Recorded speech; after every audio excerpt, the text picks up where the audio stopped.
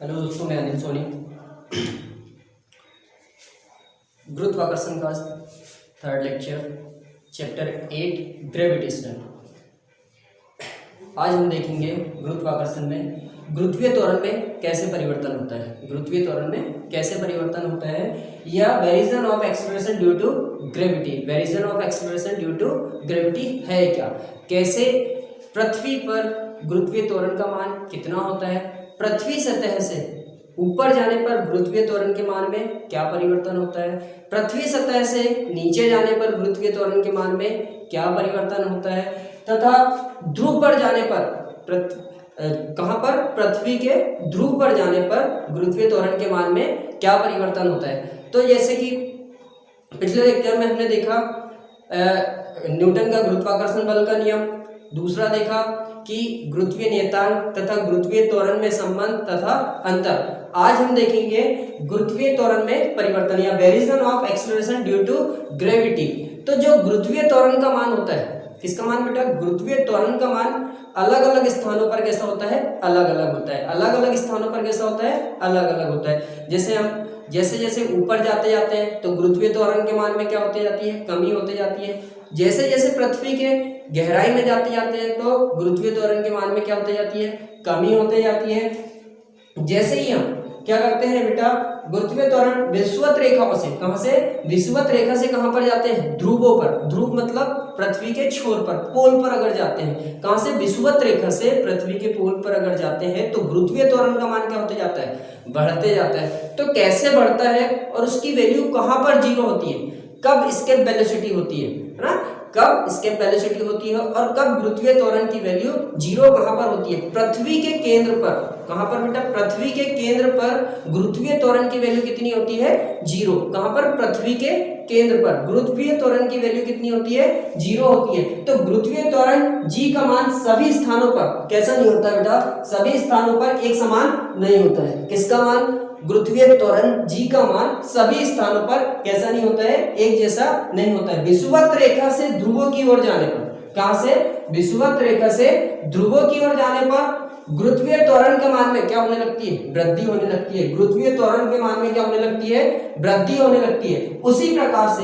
जब हम पृथ्वी की सतह से ऊपर जाते जाते हैं, कहां जाते जाते हैं, पृथ्वी की सतह से ऊपर जाते जाते हैं या पृथ्वी की सतह से कहां जाते जाते हैं, केंद्र की ओर, कहां जाते जाते हैं, केंद्र की ओर जाते जाते हैं, तो गुरुत्वीय त्वरण के मान में क्या होती है, कमी आती है या गुरुत्वीय त्वरण का जो मान है वो क्या होने लगता है, घटने लगता है। तो जी के मान में अध्ययन के लिए देखेंगे निम्न प्रकार से हम कर सकते हैं। किसके मान में, जी के मान में परिवर्तन का अध्ययन हम निम्न 3 प्रकार से कर सकते हैं। मतलब गुरुत्वीय त्वरण के मान में जो परिवर्तन हो रहा है ना, उसके लिए 3 चीजें देखी जाएगी बेटा। सबसे पहला देखा जाएगा कि पृथ्वी सतह से ऊंचाई के साथ जी के मान में क्या परिवर्तन हो रहा है। फिर सेकंड वन पॉइंट है हमारा, पृथ्वी सतह से गहराई के साथ जी के मान में क्या परिवर्तन हो रहा है। और थर्ड वन है पृथ्वी तल पर अक्षांश के साथ गुरुत्वीय त्वरण के मान में क्या परिवर्तन हो रहा है, एक्सेलरेशन में क्या परिवर्तन हो रहा है, क्या चेंजेस होते हैं, कैसे चेंजेस होता है, कब गुरुत्वीय त्वरण का मान जीरो होता है और कब मैक्सिमम होता है और कब मिनिमम होता है। चलिए आगे देखते हैं। सबसे पहला देखेंगे पृथ्वी सतह से ऊंचाई के साथ जी के मान में परिवर्तन। पृथ्वी सतह से ऊंचाई के साथ जी के मान में क्या बेटा, परिवर्तन।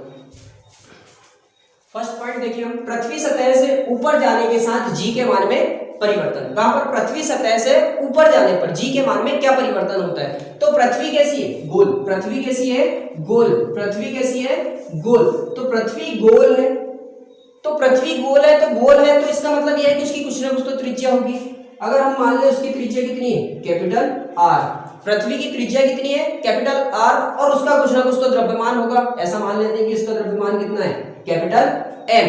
तब देखिए पृथ्वी सतह से ऊपर जाने के साथ जी के मान में क्या परिवर्तन होता है। तो माना पृथ्वी का द्रव्यमान, पृथ्वी का द्रव्यमान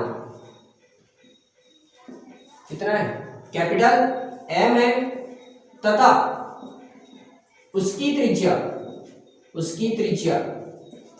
कितनी है, कैपिटल आर, तथा पृथ्वी की सतह पर, पृथ्वी की सतह पर गुरुत्वीय त्वरण कितना है बेटा, गुरुत्वीय त्वरण स्मॉल जी हो तो, फिर से देखें, माना कि पृथ्वी का द्रव्यमान कितना है कैपिटल एम और पृथ्वी की त्रिज्या कितनी है कैपिटल आर और पृथ्वी की सतह पर, कहां पर, पृथ्वी की सतह पर गुरुत्वीय त्वरण का मान कितना हो स्मॉल जी हो, तब पृथ्वी की सतह पर गुरुत्वीय त्वरण कितना हो जाएगा, पृथ्वी की सतह पर, पृथ्वी की सतह पर गुरुत्वीय त्वरण, गुरुत्वीय त्वरण कितना हो जाएगा बेटा, small G is equal to capital G capital M upon R का स्क्वायर। कल जो हमने रिलेशन देखे थे स्मॉल जी और कैपिटल जी में, गुरुत्वीय नियतांक और गुरुत्वीय त्वरण में जो संबंध था उससे आया था गुरुत्वीय त्वरण इज इक्वल टू गुरुत्वीय नियतांक मल्टीप्लाई द्रव्यमान अपॉन आर का स्क्वायर। पृथ्वी कैसी है, गोल, और उसकी त्रिज्या कितनी है कैपिटल आर और उसका द्रव्यमान कितना है कैपिटल एम, तब पृथ्वी की कहां पर, सतह पर, कहां पर, पृथ्वी की सतह पर गुरुत्वीय त्वरण का मान जो होगा कितना होगा, G is equal to G M upon R का स्क्वायर। समीकरण 1। अब मान लेते हैं कि पृथ्वी सतह से कितनी ऊंचाई पर, h ऊंचाई पर, कितनी ऊंचाई पर, h ऊंचाई पर, पृथ्वी सतह से कितनी ऊंचाई पर बेटा, h ऊंचाई पर कोई वस्तु है, कितनी ऊंचाई पर, h ऊंचाई पर कोई वस्तु है। तो देखिए यहां पर माना पृथ्वी की सतह से h ऊंचाई पर कोई वस्तु है जिसका त्वरण कितना है g डैश हो, तब पृथ्वी के केंद्र से, पृथ्वी के केंद्र से उस वस्तु तक की ऊंचाई या दूरी, केंद्र से उस वस्तु तक की ऊंचाई कितनी हो जाएगी बेटा, यहां से यहां तक पृथ्वी तल तक तो r है और पृथ्वी तल से कितनी है h है, तो कुल ऊंचाई अगर देखें यहां से लेके यहां तक तो कितनी हो जाएगी r प्लस h, कुल ऊंचाई कितनी हो जाएगी r प्लस h होगी। तब पृथ्वी सतह से h ऊंचाई पर गुरुत्वीय त्वरण, पृथ्वी सतह से h ऊंचाई पर गुरुत्वीय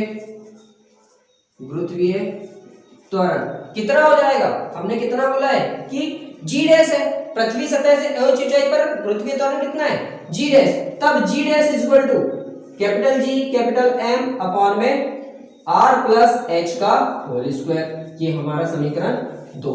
समीकरण 1 क्या है बेटा, पृथ्वी तल पर, और समीकरण 2 क्या है, पृथ्वी तल से h ऊंचाई पर क्या, गुरुत्वीय त्वरण का मान, पृथ्वी सतह पर गुरुत्वीय त्वरण का मान G is equal to G M R का स्क्वायर, तथा पृथ्वी तल से h ऊंचाई पर गुरुत्वीय त्वरण का मान कितना, G dash is equal to G M upon r plus h का होल स्क्वायर। समीकरण 2, समीकरण 2 को समीकरण 1 से भाग देने पर, समीकरण 2 को समीकरण 1 से भाग दे दें कितना आएगा, G dash upon G is equal to, G dash की वैल्यू कितनी है capital G capital M upon में R प्लस H का whole square divided by capital G capital M upon R का स्क्वायर। रेशनलाइजेशन कर दे इसका, G dash upon G is equal to capital G capital M upon R plus H का whole square multiply R square upon GM से GM cross हो जाएगा, कितना आ जाएगा बेटा, G dash is equal to upon G is equal to R का square upon R plus H का होल स्क्वायर। अब यहाँ पे देखें जो डिनोमिनेटर है, डिनोमिनेटर से R के स्क्वायर को क्या करें, कॉमन ले लें, तो कितना आ जाएगा, G dash upon G is equal to R square upon में R स्क्वायर कॉमन लिए तो 1 प्लस H अपॉन R का होल स्क्वायर, तो R स्क्वायर से R स्क्वायर क्रॉस हो जाएगा, क्या बचा हमारे पास, G dash is equal to, G को हम ट्रांसफर कर देंगे तो कितना आ जाएगा, G upon 1 plus H upon R का होल स्क्वायर। समीकरण 3। अब देखें कि अगर हम इसको क्या करते हैं ऊपर लेके चले जाएं, अगर डिनोमिनेटर को हम अगर कहाँ लेके जाते हैं, ऊपर लेके जाते हैं, तो उसकी पावर जो होती है किस में आ जाती है, माइनस में आ जाती है। तो G dash is equal to small G bracket में 1 प्लस एच अपॉन आर का होल स्क्वायर, ये समीकरण सॉरी कितना हो जाएगा, 1 प्लस एच अपॉन आर की पावर माइनस 2, समीकरण नंबर 4। इससे भी हम वैल्यू निकाल सकते हैं। अगला जो देखेंगे हम, अगर जो वैल्यू है कैसी हो, अब यदि h upon R is very very less than कितना हो 1, h upon R is very very less than 1 हो तो द्विपद प्रमेय से, किससे बेटा, द्विपद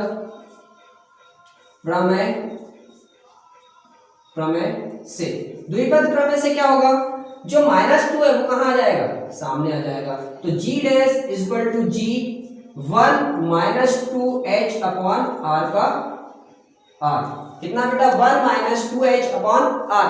ये भी एक कंडीशन होती है। क्या है कंडीशन, देखिए क्या होता है द्विपद प्रमेय। द्विपद प्रमेय में एक फार्मूला होता है, कैसा कि 1 प्लस x की पावर n, कितनी बेटा, 1 प्लस x की पावर अगर क्या हो माइनस n हो, 1 प्लस x की पावर कितनी हो, माइनस n हो, तो तब कब बेटा 1 is very very less then sorry x is very very less than 1 हो तो -1 माइनस n x होता है। क्या होता है बेटा, g dash is equal to g bracket में 1 - 2h अपॉन r, किसकी वैल्यू निकली बेटा, ये गुरुत्वीय त्वरण की। कहां पर गुरुत्वीय त्वरण, पृथ्वी तल से h ऊंचाई पर, कहां पर, पृथ्वी तल से h ऊंचाई पर। तो देखें हम यहाँ पर, तो जो गुरुत्वीय त्वरण की वैल्यू होती है पृथ्वी सतह से कहां पर, ऊपर जाने पर, पृथ्वी सतह से कहां, ऊपर जाने पर, जो क्या होते जाती है, कम होते जाती है। पृथ्वी सतह से कहां जाने पर, ऊपर जाने पर, पृथ्वी सतह से ऊपर जाने पर जो गुरुत्वीय त्वरण की वैल्यू होती है वो कैसी होती जाती है, कम होती जाती है। 1 - 2h अपॉन r, h क्या है, पृथ्वी सतह से ऊपर जाते जाओ, आप यहाँ पर वैल्यू रख के देखोगे तो गुरुत्वीय त्वरण की वैल्यू क्या होते जाएगी, धीरे धीरे कम होते जाएगी। जैसे जैसे आप ऊपर जाते जाओगे गुरुत्वीय त्वरण की वैल्यू कितनी होते जाएगी, कम होते जाएगी। यदि h upon r is very very less than 1 हो तब द्विपद प्रमेय से, किससे बेटा, द्विपद प्रमेय से जो -2 है वो कहां आ जाएगा, सामने आ जाएगा। कहां पर आ जाएगा, सामने आ जाएगा। तब कितना हो जाएगा, g dash is equal to g bracket में 1 - 2h अपॉन r। अब इस समीकरण से देखें हम, ये समीकरण 4 और ये समीकरण 5, समीकरण 3 और 5 से देखें, g dash is less than g। इसका मतलब क्या होता है कि जैसे जैसे आप पृथ्वी सतह से ऊपर जाते जाओगे, जैसे जैसे आप पृथ्वी सतह से ऊपर जाते जाओगे तो गुरुत्वीय त्वरण का मान क्या होता जाएगा, कम होते जाएगा। गुरुत्वीय त्वरण का मान क्या होता जाएगा, कम होते जाएगा। अब देखेंगे हम सेकंड, इसी का पॉइंट है सेकंड, गहराई के साथ गुरुत्वीय त्वरण के मान में क्या परिवर्तन होता है। पृथ्वी सतह से गहराई के साथ g के मान में परिवर्तन, किसमें परिवर्तन बेटा, गुरुत्वीय त्वरण के मान में क्या परिवर्तन होता है जैसे जैसे हम नीचे जाते जाते हैं। तो माना कि पृथ्वी का द्रव्यमान, माना पृथ्वी का द्रव्यमान कितना है, कैपिटल M है, तथा पृथ्वी की त्रिज्या कितनी है, कैपिटल R हो, तो पृथ्वी सतह पर, कहां पर, पृथ्वी सतह पर गुरुत्वीय त्वरण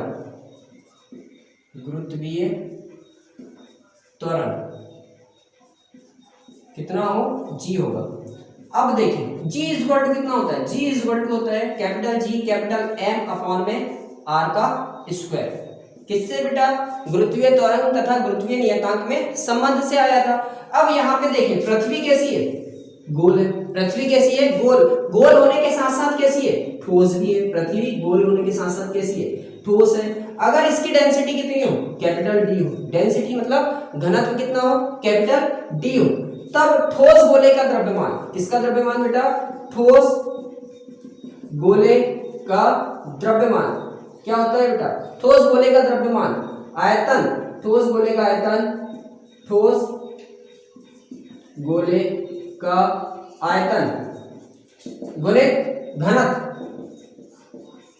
volume of solid sphere multiply density. क्या होता है बेटा, जो द्रव्यमान होता है, मास जो है ठोस गोले का जो मास होता है, द्रव्यमान ठोस गोले का जो आयतन है और उसका घनत्व जो है, उन दोनों के गुणनफल के कैसा होता है, बराबर होता है। तब अगर हमने क्या मान लिया, पृथ्वी का कुल द्रव्यमान कितना है, कैपिटल एम है, तब ठोस गोले का आयतन कितना होता है, 4/3 पाई आर क्यू। आर क्या है बेटा, पृथ्वी की त्रिज्या, आर क्या है, पृथ्वी की त्रिज्या, मल्टीप्लाई हमने डेंसिटी कितनी बोले, डी। तब द्रव्यमान कितना हो जाएगा, m इक्वल टू, तो पृथ्वी का द्रव्यमान, यदि पृथ्वी कैसी है, पृथ्वी ठोस है तथा पृथ्वी का औसत घनत्व जो है, पृथ्वी का औसत घनत्व कितना हो, d हो, तो क्या बोला गया है बेटा, पृथ्वी कैसी है, ठोस है तथा पृथ्वी का औसत घनत्व कितना हो, d हो, तब पृथ्वी का द्रव्यमान, पृथ्वी का कुल द्रव्यमान, पृथ्वी का कुल द्रव्यमान आयतन गुणित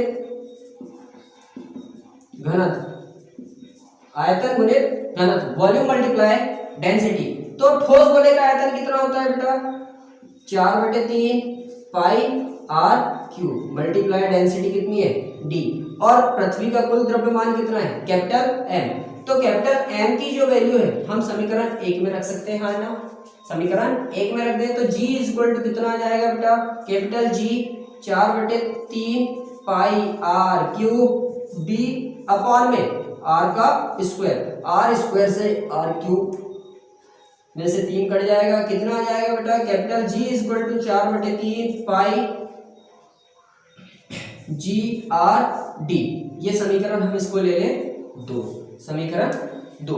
अब इसी प्रकार से पृथ्वी कैसी है, ठोस माने हमने, पृथ्वी कैसी है बेटा, ठोस है, पृथ्वी कैसी है, ठोस है।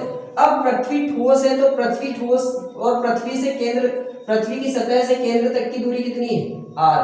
अगर हम d गहराई तक जाएं, कितनी गहराई तक जाएं, d गहराई तक, हम मान लें कि यहां से लेके यहां तक की गहराई कितनी है, d है, तो d गहराई तक अगर आते हैं तो जो बचा है त्रिज्या कितनी बचेगी बेटा, यहां से यहां तक r माइनस डी। टोटल त्रिज्या कितनी थी, यहां से यहां तक r थी, d गहराई तक आ गए तो जो त्रिज्या बचेगी वो कितनी बचेगी, r माइनस डी। अब देखें कि उसके द्रव्यमान में कमी होगी नहीं होगी बेटा, द्रव्यमान में अगर हम उसके खोल, जैसे हम मान लें पत्ता गोभी, सभी ने देखे पत्ता गोभी के ऊपर से हम पत्ते निकालते जाएं तो उसका साइज क्या होता जाएगा, छोटा होता जाएगा। तो जैसे जैसे पत्ते निकालते गए उसके साइज में क्या होते गई, कमी होते गई, तो उसका द्रव्यमान देखेंगे तो द्रव्यमान में भी क्या होगी, कमी होगी, द्रव्यमान में भी क्या होगी, कमी होगी। तो द्रव्यमान में कैसे कमी हो रही है ना, द्रव्यमान में क्या होते जाएगी बेटा, कमी होते जाएगी। तो हम लिखेंगे कैसे इसे, कि माना डी गहराई पर, कहां पर, डी गहराई पर, माना डी गहराई पर पृथ्वी का द्रव्यमान कैपिटल एम डैश है तथा कितनी दूरी बची बेटा, तथा केंद्र से कितनी दूरी पर, r माइनस डी दूरी पर त्वरण, गुरुत्वीय त्वरण कितना है, g डैश हो, तो g डैश इक्वल टू कितना आ जाएगा हमारा, capital G capital M dash upon r minus D का होल स्क्वायर। अब M डैश पर जो पृथ्वी है उसका द्रव्यमान कितना होगा, जैसे हमने पत्ता गोभी से पत्ते निकाल दिए थे उसके वजन में क्या आई थी, कमी आया था, तो वैसे ही यहाँ पर पृथ्वी के द्रव्यमान में भी क्या होगी, कमी आएगी। तो पृथ्वी का द्रव्यमान कितना बताया गया है, पृथ्वी का द्रव्यमान m डैश इक्वल टू क्या बोला गया है बेटा, द्रव्यमान बराबर आयतन गुणित घनत्व।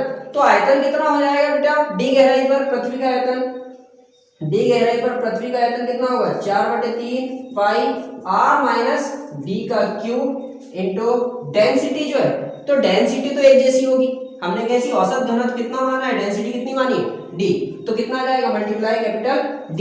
तब m डैश इक्वल टू कितना आएगा बेटा, 4/3 पाई r माइनस डी का क्यूब इंटू d, और जो पृथ्वी से d गहराई पर गुरुत्वीय त्वरण होगा, कहां पर?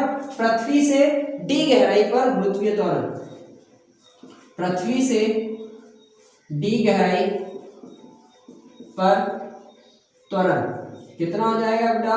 g dash is equal to capital G capital M dash upon r minus d का होल स्क्वायर।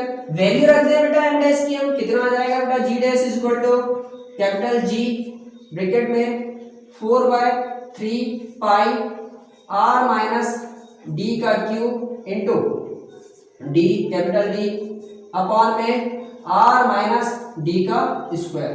कट जाएगा बेटा, ये कितना आ जाएगा? g dash is equal to capital G या 4/3 capital G r minus d का d इंटू d। ये क्या हो गया बेटा हमारा समीकरण? इसे हम समीकरण 3 दे सकते हैं। कितना देते हैं इसे? समीकरण 3। अब थोड़ा बोर्ड छोटा हो रहा है तो अगले उसमें देखते हैं। जैसे जैसे आप पृथ्वी की गहराई में जाते जाओगे तो पृथ्वी का जो द्रव्यमान है वो क्या होते जाएगा? कम होते जाएगा। पृथ्वी का जो द्रव्यमान है वो क्या होते जाएगा? कम होते जाएगा। पृथ्वी सतह पर g की वैल्यू कितनी आई बेटा? 4/3 pi g r into d, और d गहराई पर g dash is equal to कितना मिला हमें? 4/3 pi g r minus d into capital D। दोनों समीकरण देखें बेटा कहाँ कहाँ के हैं ये? एक तो पृथ्वी सतह पर गुरुत्वीय त्वरण कितना है हमारा? 4/3 पाई g r d, और पृथ्वी सतह से कितनी गहराई पर? d गहराई पर 4/3 pi g r minus small d into capital D। Small d क्या है?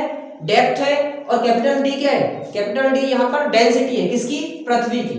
अब देखें समीकरण 3 को समीकरण 2 से फिर से डिवाइड कर दें, या ऐसा भी याद रख सकते हैं कि g डैश को g से डिवाइड करने पर किसको बेटा? समीकरण 2 को समीकरण 3 से भाग देने पर क्या आएगा बेटा? देखें g dash upon g is equal to कितना हो जाएगा? g dash 4/3 pi g r d upon में पाई g ब्रैकेट में r minus d into d upon 4/3 pi g r d। कुछ वैल्यूज कट रही है, 4/3 से 4/3 कट गया, पाई से पाई कट गया, g से g कट गया, d से d कट गया। अब देखिए कितना आ रहा है बेटा? g dash upon g is equal to r minus d upon r। हम अलग अलग करके लिखें इसे तो कितना आ जाएगा? g dash upon g is equal to r upon r minus d upon r, या g dash upon g is equal to 1 minus d upon r।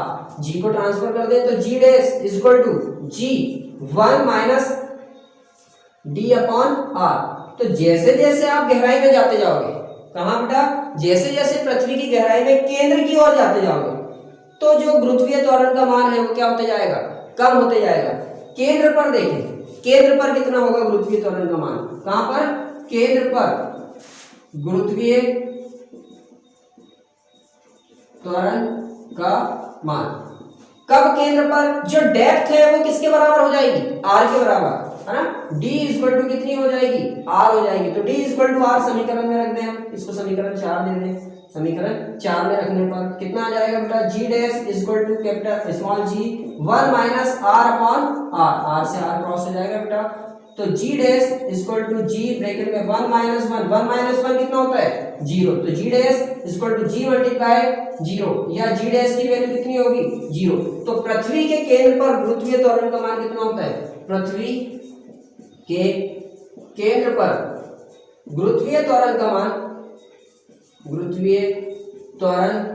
कितना होता है? 0 होता है। कितना होता है? 0 होता है। एक बार और रिवाइज करते हैं, देखते हैं क्या क्या चीजें देखी हमने। सबसे पहले गहराई के साथ, पहले तो देखिए सबसे पहले ऊंचाई के साथ गुरुत्वीय त्वरण में क्या परिवर्तन होता है। दूसरा देखें हमने गहराई के साथ गुरुत्वीय त्वरण में क्या परिवर्तन होता है। तो ऊंचाई के साथ देखें सबसे पहले, है ना?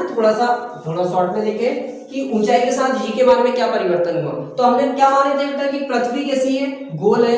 पृथ्वी की त्रिज्या कितनी है? कैपिटल R है। पृथ्वी की सतह पर गुरुत्वीय त्वरण g इज इक्वल टू कितना है? g capital M upon r का स्क्वायर। पृथ्वी सतह से h ऊंचाई पर कितना है बेटा गुरुत्वीय त्वरण g dash is equal to capital G capital M upon में r प्लस h का होल स्क्वायर। तो हमने क्या किए थे कि g डैश को g से क्या कर दिए थे, डिवाइड कर दिए थे। g dash upon g is equal to कितना आ गया था बेटा हमारा gm अपॉन में r प्लस h का whole square upon gm upon में r का स्क्वायर। कट गया था बेटा, r स्क्वायर ऊपर चले गया था, तो g dash upon g is equal to कितना आ गया था r square upon r plus h का whole square. r square common लिए थे तो g dash upon g is equal to कितना आ गया था हमारा r स्क्वायर अपॉन में r स्क्वायर कॉमन निकला, r प्लस h का whole sorry 1 plus h upon r का होल स्क्वायर, r स्क्वायर से r स्क्वायर कट गया, कितनी आ गई थी बेटा value g dash upon g is equal to 1 upon में 1 प्लस h अपॉन r का स्क्वायर। इसको ऊपर लेके गए थे तो कितना आया था g dash upon g is equal to 1 plus h upon r की पावर -2। इससे इसके बाद क्या किए थे बेटा हमने द्विपद प्रमेय से, किससे बेटा द्विपद प्रमेय से कितना आया था g dash upon g is equal to 1 minus 2h upon r। अब यदि h upon r is very very less than 1 हो तब ये वाली कंडीशन लगानी है। ओके और देख ले तो g डैश को g को ट्रांसफर किए तो g dash is equal to g 1 minus 2h upon r। तो जैसे जैसे आप क्या करते हो ऊंचाई पर जाते जाते हो गुरुत्वीय त्वरण का मान क्या होते जाता है, कम होते जाता है। इसका मतलब क्या हुआ कि z डैश की वैल्यू जो है कैसी है, g से कैसी है, कम। अगला क्या देखे बेटा, दूसरा देखे हमने पृथ्वी के साथ गहराई के साथ g के मान में परिवर्तन। किसमें बेटा पृथ्वी की गहराई के साथ g के मान में परिवर्तन। पृथ्वी में गहराई के साथ g के मान में क्या परिवर्तन हो रहा था, तो जो पृथ्वी की डेंसिटी है कैसी माने हमने d कैपिटल d। पृथ्वी का जो घनत्व है, पृथ्वी का घनत्व कितना है बेटा कैपिटल d है। पृथ्वी गोल है, पृथ्वी से कितनी गहराई पर, कितनी गहराई पर d गहराई पर। पृथ्वी की त्रिज्या कुल कितनी है कैपिटल r है, तब यहां से लेके यहां तक की डिस्टेंस r माइनस d। तो पृथ्वी सतह पर गुरुत्वीय त्वरण कितना बेटा g is equal to capital G capital M upon में r का स्क्वायर। ओके तो द्रव्यमान, पृथ्वी कैसी है ठोस है, पृथ्वी कैसी है ठोस, तो ठोस गोले का द्रव्यमान कितना होता है, द्रव्यमान बराबर आयतन गुणे घनत्व। आयतन कितना है 4/3, ठोस गोले का आयतन 4/3 pi r Q into D sorry capital D। तो 4/3 पाई r क्यू डी समीकरण 1 ले लें। इसी सॉरी अब इसकी वैल्यू कहां रख दें बेटा स्मॉल g में, तो g इज इक्वल टू कितना जाएगा g 4/3 pi r Q D upon में r का स्क्वायर, r स्क्वायर से क्रॉस हो गया तो g की वैल्यू कितनी g 4/3 पाई r d समीकरण 1 नाम दे दी। अब क्या देखें हम गहराई पर, कहां पर गहराई पर, गहराई पर कितना होगा बेटा g dash is equal to capital G capital M dash upon में r माइनस d का होल स्क्वायर। M डैश क्यों लिए, क्योंकि गहराई में जाने पर उसके द्रव्यमान में क्या होगी कमी। जिस प्रकार से हमने गोभी के पत्ते वाली गोभी को देखे थे कि पत्ते निकालते जाओ तो उसका साइज क्या होता जाएगा, छोटा होता जाएगा। साइज छोटा होता जाएगा तो उसके द्रव्यमान भी क्या होता जाएगा, कम होता जाएगा। तो M डैश की वैल्यू कितनी आई हमारे पास, M dash is equal to 4/3 pi r minus d का क्यूब मल्टीप्लाई d, या m डैश की वैल्यू रखे तो g dash is equal to capital G 4/3 pi r minus d का क्यूब इंटू d अपॉन में r माइनस d का whole square. ये cross हो गया बेटा, कितना आ गया आपके पास g dash is equal to कितनी वैल्यू मिल गई हमको 4/3 pi r minus d g और d। इसकी वैल्यू मिली बेटा g डैश की, तो g डैश को g से फिर से डिवाइड कर दे तो g dash divided by g is equal to g dash की वैल्यू कितनी है 4/3 pi g r minus d into d upon में 4/3 पाई g कितना बेटा r इंटू d, d से d क्रॉस हो गया, g से g, पाई से पाई, 4/3 से 4/3 तो g dash upon g is equal to कितना आ जाएगा बेटा r minus d upon r। अलग अलग लिख ले तो g dash upon g is equal to r upon r minus d upon r cross हो जाएगा बेटा, तो g dash upon g is equal to 1 minus d upon r। इसकी वैल्यू आ गई बेटा, g को ट्रांसफर कर दे तो g dash is equal to g bracket में 1 माइनस d अपॉन r।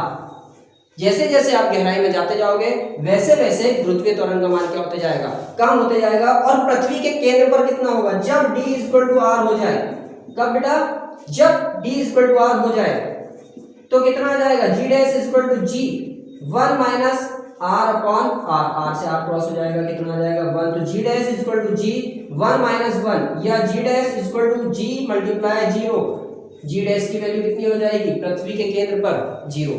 मैं भी आपको समझ में आया होगा। Thank you.